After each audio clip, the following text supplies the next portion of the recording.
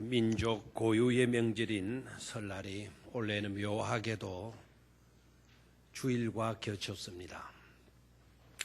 그러니만큼 하나님의 갑절의 은총이 그리고 복이 여러분의 삶 가운데 여러분들의 가정과 직장과 사업의 터전 가운데 충만할 수 있기를 주의 이름으로 축원합니다. 우리나라의 명절은 특징을 갖고 있어요. 대개 낮은 자, 또 아랫사람이 큰 자, 어르신들을 찾아가서 고마움에 감사에 세배를 드리는 것으로 그 특징이 나타나고 있죠. 또 세배를 드리면 어르신들이 세배만 받는 것이 아니라 세배하는 아랫사람들에게 아주 귀한 덕담을 해주잖아요. 올해는 건강하거라. 올해는 꼭 형통할 수 있기를 내가 바란다. 소원 성취하거라. 아주 좋은 덕담들을 해줘요. 그게 얼마나 아름다운 모습인가를 그려볼 수가 있어요. 그게 중요해요. 고마움을 안다라는 거, 감사할 줄 안다라는 건 이건 너무나도 중요하거든요. 공부를 많이 한들 못합니까? 감사를 모른다면. 석박사가 되어져도 감사할 줄 모르는, 고마움을 모르는 인생이라면 그 인생은 결코 복될 수가 없어요. 아름다울 수가 없죠. 이런 명절을 당하여서 어르신들을 향한 고마움을 나타낸다라는 것, 감사의 마음을 올려드린다라는 것, 너무 귀하고 아름답죠. 그리고 어르신들도 아랫사람들을 사랑하고 축복해 준다라는 것, 너무 귀한 일이 아닐 수가 없는 것입니다. 또한 우리나라의 명절은 떨어져 있던 가족들, 일가 친척들이 한 곳에 모여서 서로 만나고 정성스럽게 음식을 준비해서 나눠 먹고 그리고 정겨움의 대화를 나누어요. 하고 보면 이 명절은 그냥 먹고 즐기는 그런 것이 아니고 만남의 현장이라 할 수가 있고 그 소통의 현장이라 할 수가 있고 사랑의 정들이 오붓한 정들이 오고 가는 그런 현장이고 있는 것이죠. 이 괜찮지 않습니까? 만남이 이루어지는 곳, 아름다운 소통이 이루어지는 곳, 정겨움의 정들이 오고 가는 현장. 너무 아름답고 복되죠. 괜찮지 않습니까? 해마다 이맘때가 되면 귀성객으로 인한 교통체증, 도로는 몸살을 앓고 있죠. 한꺼번에 수많은 기성인파들이 몰려드는 일로 해마다 몸살을 앓고 있지만 그런 부정적인 요인이 있다 하더라도 그러나 명절이 갖는 긍정적인 요소도 얼마든지 있어요. 여러분, 교통이 체증되어진다. 그래서 울산에서 서울까지 가고 서울에서 울산까지 오는 시간이 4시간이면 될 걸. 아닙니까? 5시간입니까?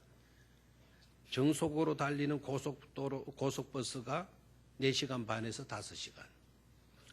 저 같은 경우에는 3시간 10분.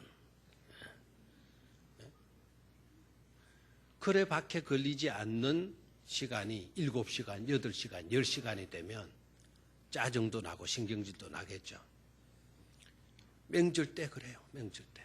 그런데 이거는 해결되어야 할 부정적인 요인일 수는 있지만 그러나 역으로 한번 생각해 봐요. 명절이 되어졌는데도 불구하고 고속도로가 텅텅 비어 있다? 오히려 한산하다? 그러면 명절일 수 있을까요? 어르신들을 찾아가서 세배하고 또 덕담하는 그런 일들이 사라지고 없어진다라는 게 그게 오히려 좋은 일일까? 물론 며느리들은 고생을 많이 해요. 음식 준비한다고. 명절이 없었으면 좋겠다. 그런 점도 있지만 그런 수고로움 때문에 그런 아름다운 미풍양속이 되어지는 요소들이 사라지는 것이 과연 좋겠는가? 그런 것이 사라지고 나면 우리의 삶이 더욱더 윤택해지고 기름지게 되어질 수 있는 것인가? 그게 아니지 않을까? 그래서 도로 체증이 일어나지만, 교통 체증이 심각하게 일어나지만, 그래도 명절이니까 그래야만 되는 것이다. 명절이니까 긍정적인 요소로 우리가 받아들일 수 있어야 될 줄로 믿습니다. 자, 그러면 오늘 본문으로 들어가서 보겠는데요. 오늘 묘하게도 본문의 내용이 어떤 내용인가 하니까 예수님께서 베데스다라고 하는 곳으로 찾아가셔서 그곳에 38년 된 병자를 고쳐주신 내용이에요. 이 핵심 내용이에요. 언제 그런 일이 있었나? 유대인들의 명절날에 있었다 그랬어요. 명절날에.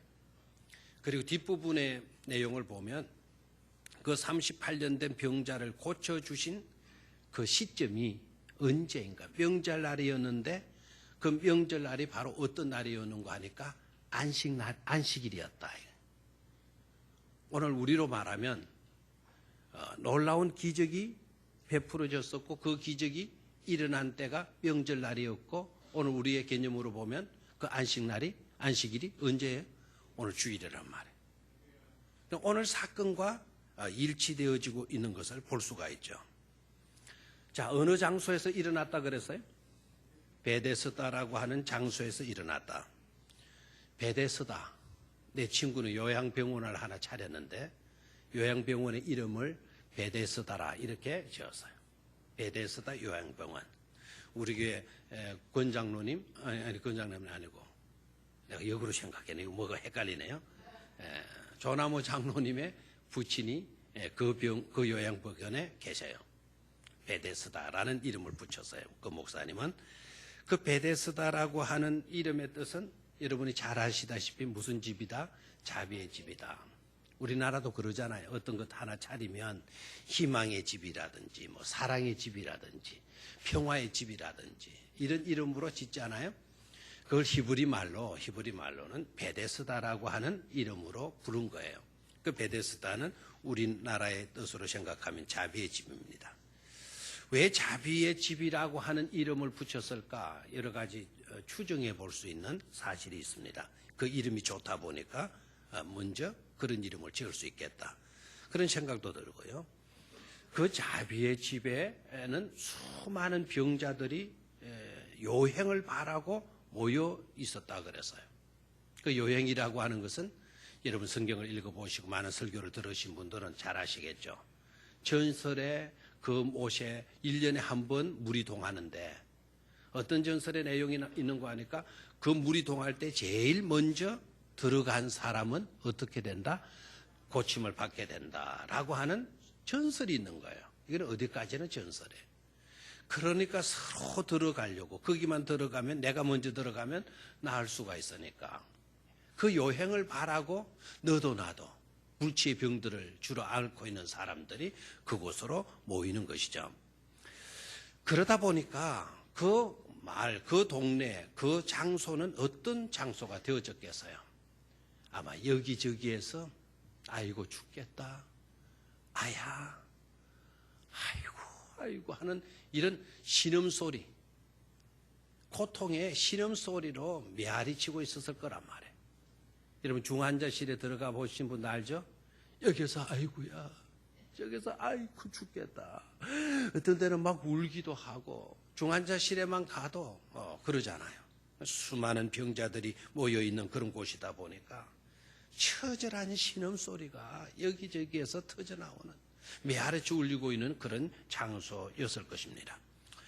뿐만 아니라 한 번에 한 사람 박히라고 하는 이 전설 때문에 내가 먼저라고 하는 그런 의식이 누구에나도 생기지 않겠어요?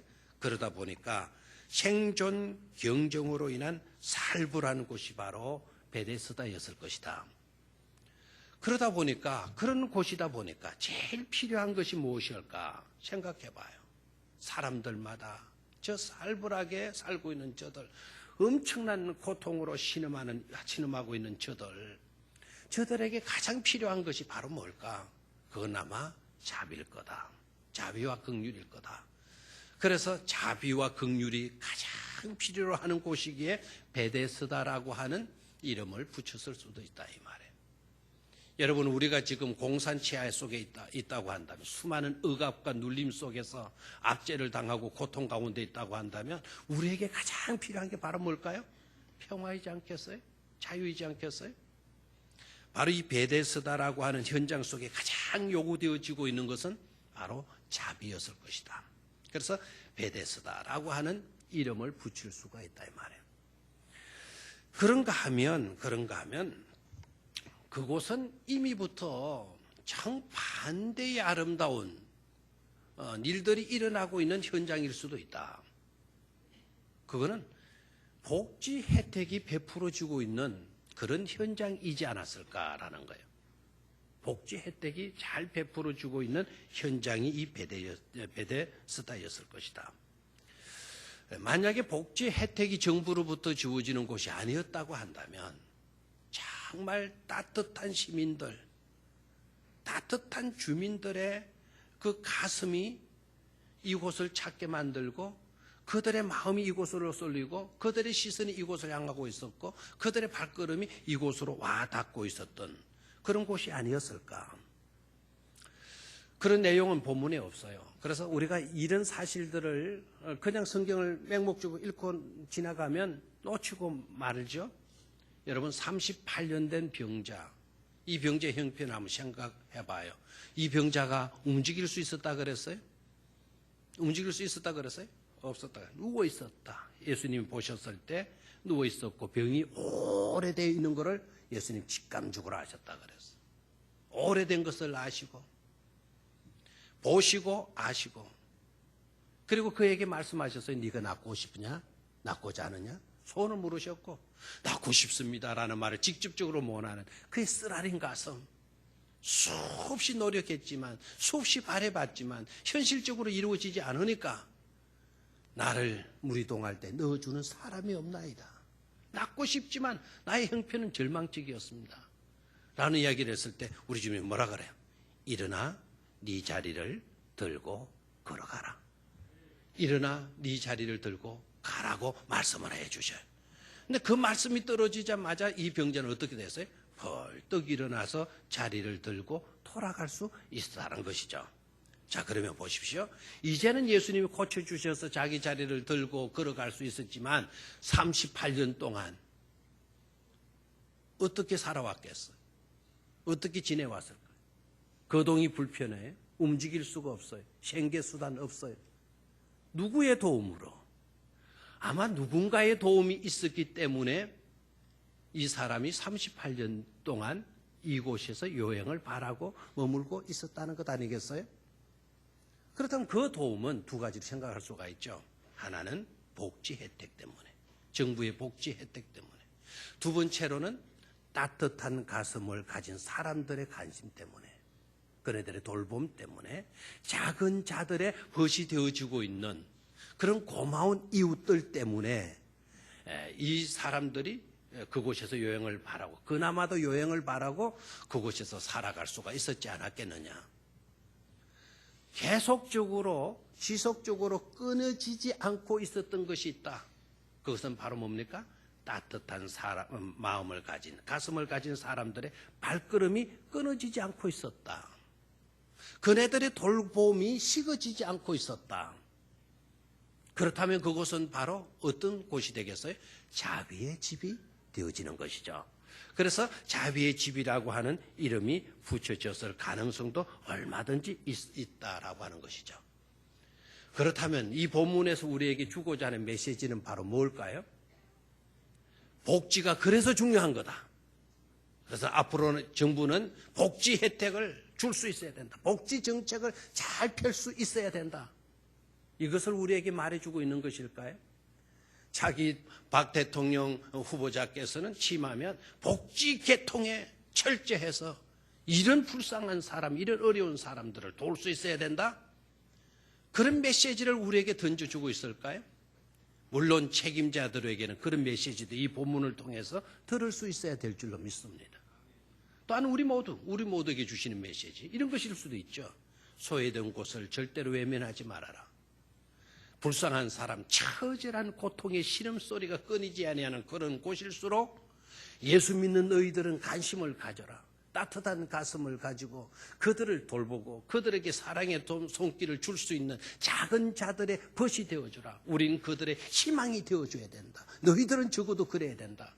라는 메시지를 우리에게 던져주시고 있는 것일까요?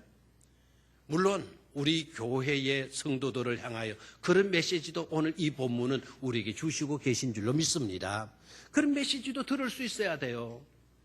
그러나 이 본문이 그럼에도 불구하고 정말 주되게 말씀하시고자 하시는 메시지는 따로 있죠. 그 메시지는 바로 뭘까요? 복지가 궁극적인 해답이 아니라는 것. 우리가 작은 자들의 이웃이 되어주고 벗이 되어주고 우리가 그들의 희망이 되어주는 것 자체가 궁극적인 문제를 해결해 줄 수 있는 것은 아니다라는 것.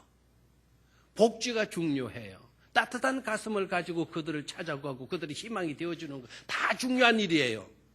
그러나 궁극적인 해답은 아니잖아요. 복지가 38년 된 병자를 살려내는 건 아니잖아요. 지금까지 끊이지 않고 그들을 돌봤던 따뜻한 가슴을 가진 사람들의 발걸음과 그들의 정성과 그들의 손길이 38년 된 병자를 고쳐주신 것은 아니잖아요. 궁극적인 우리에게 주시고자 하는 메시지는 바로 뭘까요? 우리가 안고 있는 궁극적인 문제에 대한 해답은 오직 예수 그리스도다라는 거예요. 오직 예수 그리스도가 우리에게 유일한 희망이 되고 우리의 궁극적인 문제의 해답이 되어진다라는 것을 우리에게 말씀해 주시고 계시는 줄로 믿습니다. 우리는 절대로 이 사실을 놓쳐서는 안 됩니다. 인생의 모든 문제의 궁극적 해답은 누구에게 달려있다? 예수님에게 달려있다. 모든 문제의 해결의 열쇠는 누구 손에 쥐어져 있다? 예수께 주어져 있다라는 것을 깨닫기를 축원합니다. 왜 그렇습니까? 예수는 생명의 회복자이기 때문에 그래요. 예수님은 전 인류의 희망이시기 때문에 그래요.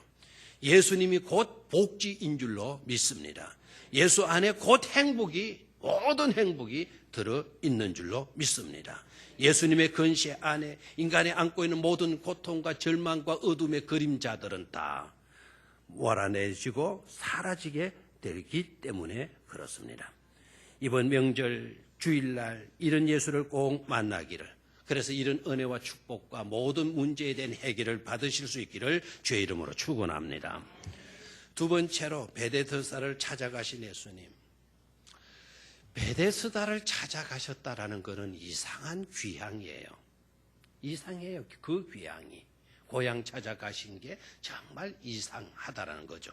물론 예수님의 고향은 나사렛이죠. 그러나 육신의 고향은 그곳이지만 명절이 되면 유대 사람들은 우리와는 달리요.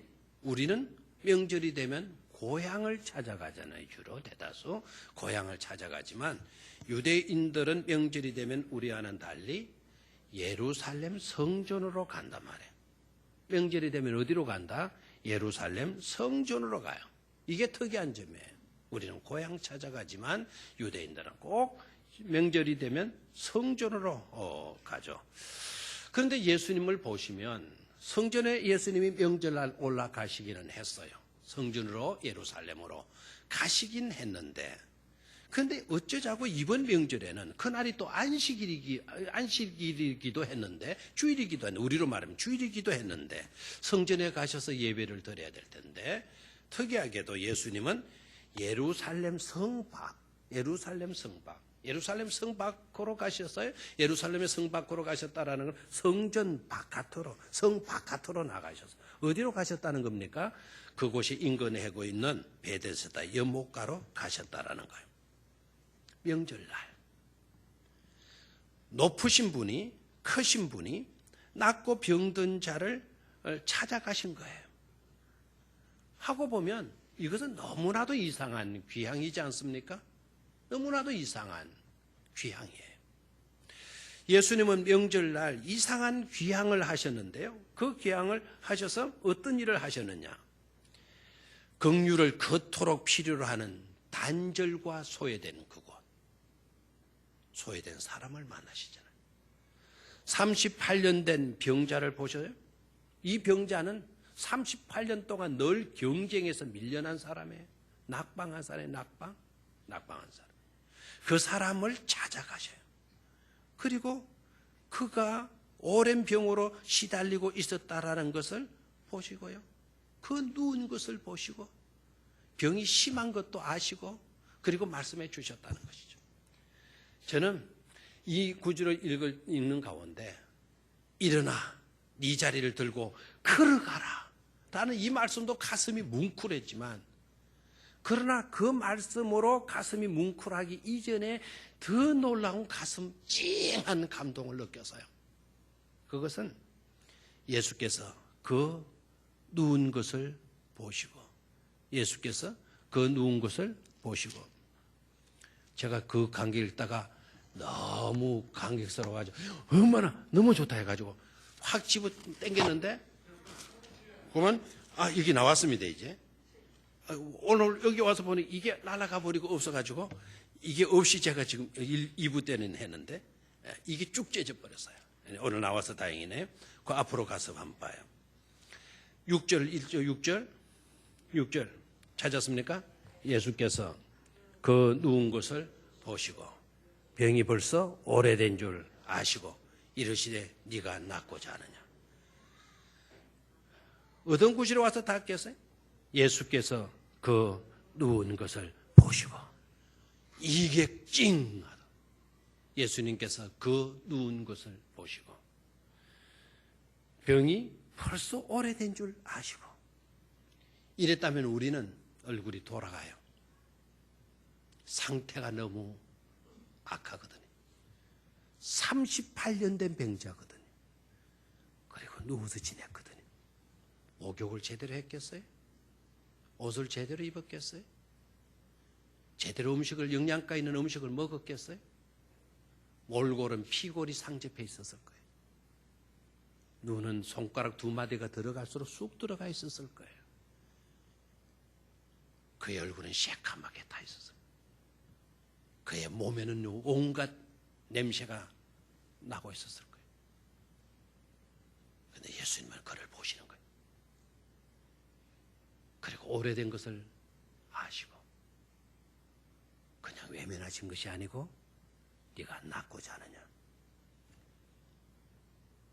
낫고 싶은 열망이 왜 없겠어요? 그러나 그런 소망을 가져봤자 소용이 없다라는 거예요. 물이 동할 때 주여 나를 밀어주는 사람이 아무도 없나이다. 이때까지 그래서 나는 이 모양 이 꼴로 살아왔습니다. 남은 희망도 없습니다. 생명이 붙어 있으니 목숨이 붙어 있으니 제가 연명하고 있는 것뿐입니다. 그래도 네가 낫고자 하느냐?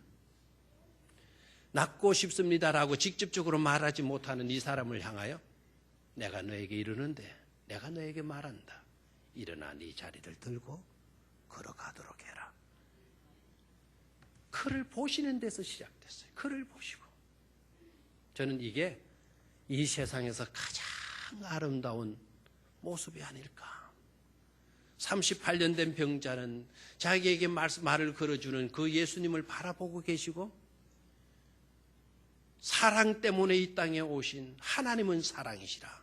하나님이 세상을 이처럼 사랑하사 독생자를 주셨으니 이는 저를 믿는 자마다 멸망치 않고 구원을 얻게 하려 하심이라. 사랑 때문에 오신 그 사랑이신 예수 그리스도가 사랑으로 그 병자를 내려보시고 있는 이 광경을 여러분 그릴 수가 있겠어요? 여러분의 머리에 그려지고 있다고 한다면 여러분 감격을 놓치지 않게 될 줄로 믿습니다. 찡한 감동을 느끼게 되어질 줄로 믿습니다. 어느 임금이 그랬다 그러잖아요. 신하 세 사람을 불러가지고는 너는 이 나라 구석구석을 돌아다녀봐라. 너네들이 보아서 가장 아름다운 것이 어떤 것이 있는지를 살펴보고 나한테 보고하도록 해라. 그래서 신하 세 사람을 보냈다는 것 아닙니까? 내 신하가 나가서 막 보는 거예요. 아, 너무 산수가 아름답네. 너무 아름다운 경치를 보고 임금님 아무개 가니까 아무개 고을에 너무너무 경치가 좋습니다. 서양도 아름답고 일출도 너무너무 아름다운 곳이 있습니다. 너무 살기 좋고 평화로운 곳입니다. 막 그렇게 보고했어요. 또 어떤 사람은 아름다운 꽃을 보고 와서는 보고를 했어요. 임금이 마음에 안 드는 거예요. 세 번째 신하에게 무슨, 자네는 뭘 보고 왔나? 자네가 본 것은 무엇인가? 그랬더니 이 신하는 이렇게 대답하는 거예요. 임금님, 내가 이렇게 구석구석 다 모든 게 아름다운 것이 너무 많았지만 제가 볼 때 가장 아름다운 모습이 따로 있습니다. 그 모습이 뭔가? 그 묻는 질문에 이 신하는 이렇게 대답을 했어요. 한 산모가 아기를 낳았습니다. 그리고 그 아기를 가슴에 안고 자기 젖꼭지를 물리고 있고, 그리고 그 산모가 그 아이를 내려다보는데 아이의 반짝반짝한 눈망울이 엄마의 젖꼭지를 물고 이 세상에 갓 태어난 어린아이가 엄마를 쳐다보고 있는 그 모습이 이 세상 어떤 것보다도 가장 아름답습니다. 말해주었다는 거 아니에요? 임금이 그 소리를, 그 보고를 듣는 순간 임금의 눈에 눈물이 핑 돌면서 과연 그렇도다. 그게 세상에서 가장 아름다운 모습이겠구나. 수긍하고 고개를 끄덕였다는 거예요. 여러분 생각해 보십시오. 갓 태어난 어린 아이를 가슴에 안고 자기 젖꼭지를 모주어 그 태어난 아이가 반짝반짝하는 눈으로, 오염되지 아니하는 그런 눈으로 자기를 낳아주는 어머니를 바라보고 있고, 그 어머니가 금방 자기가 난 그 생명체를 내려다보는 그 모습, 그 광경, 아름다움이면 그게 아멘 해봐요.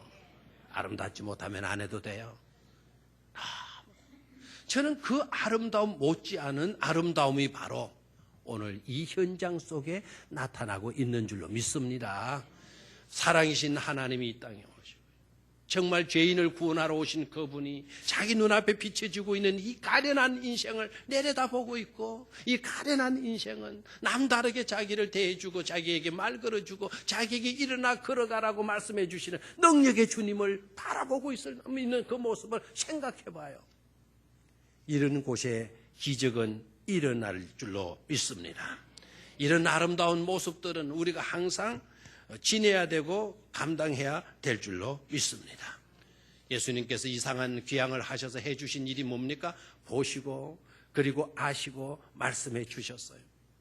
어두운 그림자는 이제 다 지나갔어요. 날이면 날마다 매 시간마다 고통과 아픔 때문에 끙끙거릴 수밖에 없었던 이 사람의 입에서 나올 수 있는 말은 시름밖에 없었던 이 사람의 인생은 이제 달라질 수가 있었습니다. 얼마든지 새로운 비전을 가지고 새 인생을 살아갈 수 있게 되어진 줄로 믿습니다. 예수님께서 완전히 새롭게 해 주셨기 때문이죠. 예수님은 긍휼의 눈으로 이 병자를 보셨어요. 이상한 귀향을 하신 목적은 바로 이 사람에게 눈을 맞추기 위함인 줄로 믿습니다. 긍휼의 눈으로 병자를 보셨고, 그 일로 병자는 가장 완벽한 그의 크신 위엄을 보게 되는 주인공이 된 줄로 믿습니다. 베드로후서 1장 16절의 말씀이 이 사람에게서 그대로 이루어진 것이죠. 베드로후서 1장 16절을 같이 한번 읽어봅니다. 시작. 우리 주 예수 그리스도의 능력과 강리하심을 너희에게 알게 한 것이 교묘히 만든 이야기를 따른 것이 아니요 우리는 그의 크신 위엄을 친히 본 자라. 아멘. 우리는 그의 크신 위엄을 친히 본 자라. 그 우리 속에 이 베데스다에 38년 된 병자가 놓여 있는 것 아닙니까? 나는 38년 된 병자였던 나는 그의 크신 위엄, 예수 그리스도의 크신 위엄을 친히 본 사람입니다. 감동이 안 되는 모양이네요. 38년 병으로 시달렸던 나는 예수 그리스도의 크신 위엄을 친히 내가 뭐 했습니까? 본 자라. 아멘. 이 말씀의 주인공이 바로 이 38년 된 병자가 된 것이죠. 그렇다면 참 이상한 예수 그리스도의 기양으로 말미암은 은혜와 영광이 아닐 수가 없고, 이런 은총이 여러분 위에, 저의 삶 위에 충만할 수 있어야 될 줄로 믿습니다. 마지막 세 번째로 베데스다를 찾아가신 예수님, 진정한 명절은 어떤 것일까를 우리에게 말씀해 주고 있죠. 유대인들도 설날이 있을까요, 없을까요? 유대인들도 설날이 있어요. 그 설날을 설날 이렇게 이름은 붙이지는 않고 그 설날을 로슈 하시나 이렇게 하는 로슈 하시나라고 해요. 로슈 하시나. 이 로슈 하시나는 우리로 말하면 나팔절이에요. 나팔절. 그래 이들이 신년을 맞이하게 되면 양각 나팔불로 나팔을 부는 거예요. 뚜뚜 하는 나팔, 양각 나팔. 비슷하게 흉내가 된 것 같아요. 여러분 주보 안에 이번에 들어 있었던 설날 예배 순서가 있을 거예요. 예배 순서 안에 말씀 연합하여 복받는 가정이라는 제목으로 설교 원고를 넣어놨는데요. 거기에도 나팔절 이야기가 들어가 있어요. 나팔절 하면 어떤 사람은 나팔꽃절 이런 식으로 이야기하는데 나팔꽃이 아니고 뭐라는 거죠? 나팔. 그 옛날 우리는 시골에서는 나팔이라는 발음이 잘 안 돼서 그런지 몰라. 나발 분다 이래서 나발이라 그랬어. 나발. 그래 나는 이제까지 얼마나 무식했는지 고등학교 다닐 때까지 나발이라 그랬어요. 나발 분다. 나팔 분다를 뭘로 해? 나발. 나팔이에요. 나팔. 양각 나팔을 부는다. 그 양의 뿔을 휘어가지고 그 부는 그 소리가 양이 죽을 때 나는 소리래요. 죽을 때. 양을 잡으면서 죽잖아요. 양을 생명을 끊으면 그때 막 그냥 몸부림치면서 양이 내뱉는 소리래요. 그 소리가. 근데 이스라엘은 참 이상하죠. 그 양각 나팔을 불면서 너희의 죄를 위해서 희생당하는 어린 양의 울부짖음을 듣는 거예요. 너네들이 새날을 맞는 것은 너네들이 살아가는 것은 그 양이 희생되었기 때문이다. 하나님의 은혜로 너희들이 사는 거다. 너희들이 잘나서 사는 게 아니고 누구의 은혜로? 너희들 때문에 어린 양이 저런 소리를 내고 죽음으로 인하여서 희생되어짐으로 인하여서 너네들이 이 새날을 맞는 것이다. 그래서 하나님의 은혜를 잊지 말고 살아라. 하나님의 은혜에 감격해서 사는 한 해가 되어지도록 해라 라고 하는 메시지가 그 속에 들어있는 거예요. 유대인의 설날이에요. 또 유대인들의 명절은 크게는 5대 명절이 있다 그러잖아요. 그 중에 대표적인 또 명절이 있어요. 그게 바로 뭔가 하니까 6월절이에요. 6월절을 여러분 아시죠? 애굽에서 이스라엘 백성들 놔달라 그러니까 강팍한 바로가 안 놓아주는 거예요. 마지막으로 하나님이 쳤어요. 장자의 죽음의 재앙을 그 애굽 땅에 내리게 만들었어요. 그러면 이스라엘 백성들도 거기에서 많이 번성하고 있었는데 이스라엘 백성도 장자의 죽음을 당해야 되잖아요. 그래서 이스라엘 백성들에게 하나님이 사인을 주셨어요. 어린 양을 잡아라. 그리고 그 피로 너희들이 살고 있는 문지방의 문설주에다가 그 피를 발라라. 그 피를 발라놓으면 죽음의 재앙이 그 피를 보고 너희들을 보고가 아니고 그 피를 보고 너희들을 넘어가리라 라는 거예요. 그래서 6월이라는 말은 넘어간다라는 뜻이죠. 넘어간다. 죽음의 재앙이 우리에게 들어오지 않고 넘어간다. 모든 우환이 우리들에게 임하지 않고 뭐한다? 넘어간다. 올 한 해 동안 여러분의 가정에 이런 은총이 있게 되기를 축원합니다. 오늘 본문의 명절은 아까 그 설날 나팔절 설날이 아니고 오늘 본문의 명절은 어떤 명절? 6월절이란 말이에요. 그런 재앙이 넘어간 그것을 기념하는 설날인 거예요. 명절인 거예요. 명절. 그 명절에 우리 주님께서 찾아가셔서 놀라운 일을 해 주셨잖아요. 모든 어둠의 그림자가 넘어가게 하고 저주의 그림자가 넘어가게 하고 모든 고통의 아픔이 뭐 하겠습니까? 넘어가게 했어요. 그 사실 자체가 중요한 게 아닙니다. 물론 중요하죠. 은혜죠. 감사한 일이죠. 그러나 그것보다 더 중요한 것을 놓쳐서는 안 된다 이거예요. 진정한 명절의 의미는 뭐냐 이거예요. 진정한 명절의 의미는 한 서글픈 인생의 입에서 고통과 신음과 죽겠다 아야라고 하는 신음밖에 나오지 않던 그 입에서 예수 그리스도의 이름이 나올 수 있도록 해 변화된 데 명절의 의미가 있는 거예요. 이 사람이 뭐라고 그래요? 14절로 내려가서 볼까요? 14절.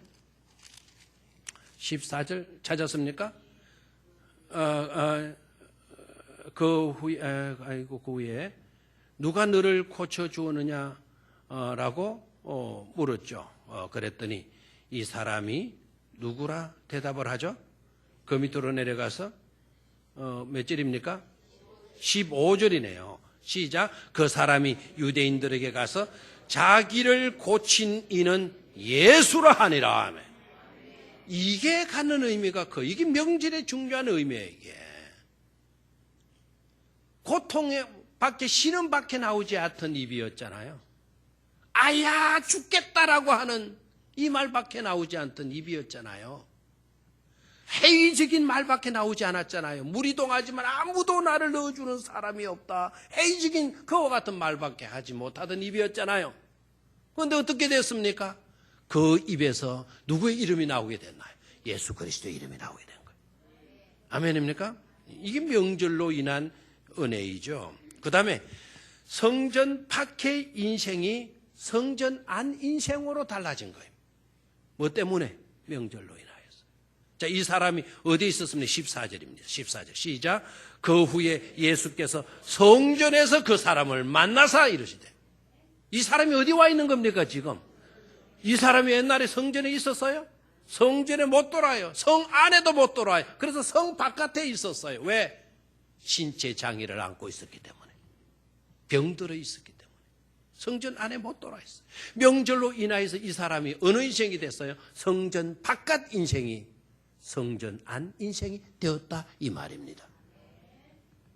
예수님의 이상한 귀향으로 말미암아 예수님의 명절날 예수님은 이런 기적을 베풀어 주신 것이죠. 하고 보면 이 사람 입장에서 봐요. 이 사람 입장에서 보면 그 명절날 이 38년 된 병자는 예수 그리스도 그분의 신방을 받은 거예요. 그분이 귀향해서 자기를 찾아오신 거예요. 부모를 찾아가신 것도 아니고 있는 사람 찾아가신 것도 아니고 그 명절날 다른 사람이 아닌 예수 그분이 자기를 찾아와 주셨어요. 명절날 이보다 더 귀한 명절이 세상에 어디 있겠어요? 찾아오셔서 어깨 한 번 도닥거려주고 선물 보따리 하나 놓고 간 명절이 아니었어요. 네가 낫고자 하느냐? 예, 낫고 싶지만 회의적인 생각에 사로잡힌 이 사람에게 일어나 네 자리를 들고 걸어가라고 말씀해 주셨어요. 그래서 자기는 일어날 수가 있었어요. 진정한 명절을 명절되게 만든 것 아닙니까? 명절이 뭡니까? 바로 이와 같은 명절이 되어야만이 가치 있고 진정한 명절이 되어주는 줄로 믿습니다. 명절날 예수님은 모든 인생의 궁극적인 해답이심을 나타내 주셨어요. 명절날 예수님은 낮은 자들이 큰 위엄을 볼 수 있도록 하여 주셨어요. 명절날 모든 어둠의 권세를 넘어가게 해 주셨어요. 그 명절날에. 그렇다면 이런 은총과 이런 놀라운 역사가 새해 우리들의 삶 가운데도 펼쳐져야 될 줄로 믿습니다. 그렇게 될 수 있기를 주의 이름으로 축원합니다.